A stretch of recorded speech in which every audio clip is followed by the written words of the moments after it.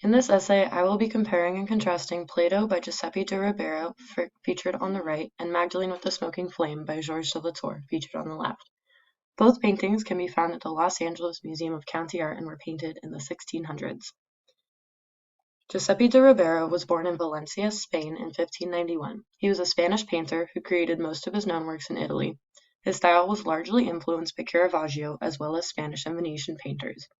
In 1630s, he moved away from sharp chiaroscuro toward a more luminous, golden overall tonality, became increasingly interested in color, and employed more expansive but balanced compositional schemes.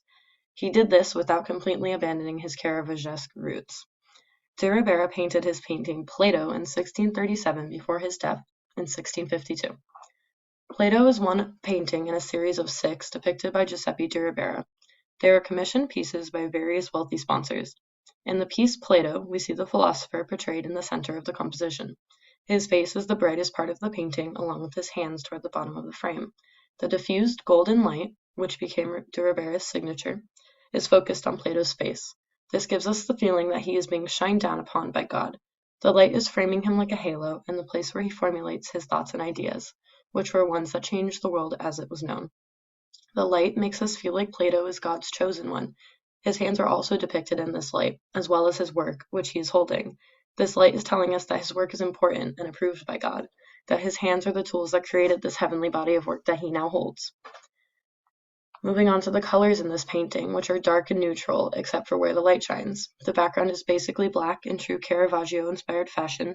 This makes the painting feel dramatic and focuses completely on the subject. There's no distracting noise in the background. We are forced to look at Plato and his work. Plato himself is portrayed in a black cloak and brown shirt, which are very neutral tones. These colors make him seem normal, approachable, and even poor. They are not rich or vibrant colors which are seen on nobility, but muted earth tones on which we see beggars. The color here plays into the trope of the beggar philosopher. Lastly, the main line in this painting is Plato's line of vision. He's looking directly up and out of the painting, into the light. He's looking into the upper corner, out of frame. He's looking at God. The lines on the work in Plato's hands point up towards his face, drawing our attention once again to the subject. Same again with the minimal lines on his cloak. They lead us to his face. For my next painting, I'll be analyzing Magdalene with the Smoking Flame by Georges de Latour. Georges de Latour was born in 1593 and was a French painter known for his religious scenes, lit by candlelight and chiaroscuro compositions. Latour died in 1652, and his work was rediscovered in the early 1900s. Magdalene with the Smoking Flame was painted in oil on canvas in 1640. Magdalene draws the viewer into the painting with the subject instead of to the subject herself. The flame is almost centered in the middle of the painting, and even though it is not truly, it feels like it is. Magdalene is entranced with this open flame, staring directly into it and away from the viewer. Even though she's turned from us, her shoulder is bare and exposed, with her hair swept behind her back. This seems to be the invitation from her to join her in looking at this flame. Her back is not completely turned here, and we are not looking in on some close moment. Rather, we the viewer are looking at the flame with her. Her body is framing the flame for us, drawing our attention to it, centering it in our vision.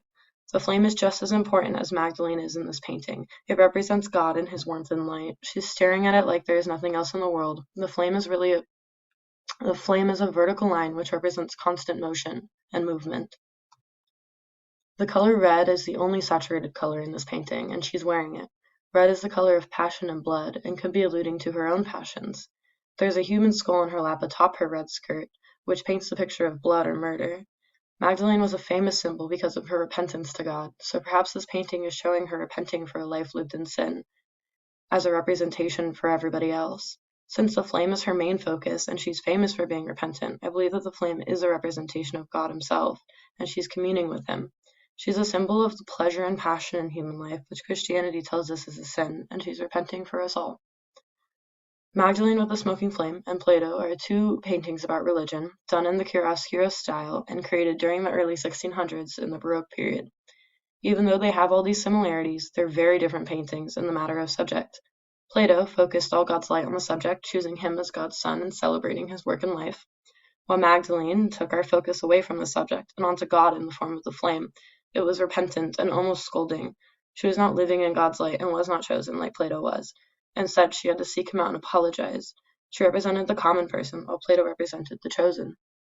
And we also cannot forget that Magdalene is a woman and Plato is a man, and this could be very well a good distinction between how women were seen and men were seen during this time, and kind of still are today. Thank you.